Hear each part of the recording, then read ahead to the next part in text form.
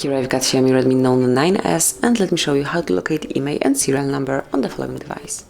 So if you are looking for the unique numbers assigned to your device, you have two possibilities to reach them.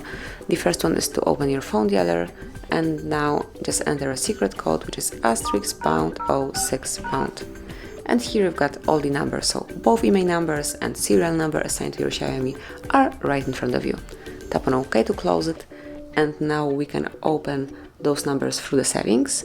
So at first you have to open the settings, then find and select About Phone, and now go to the All Pets.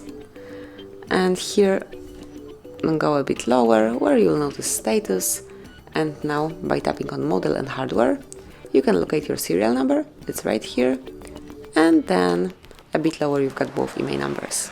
So this is it, that would be all. Thank you for watching, please subscribe our channel and leave the thumbs up.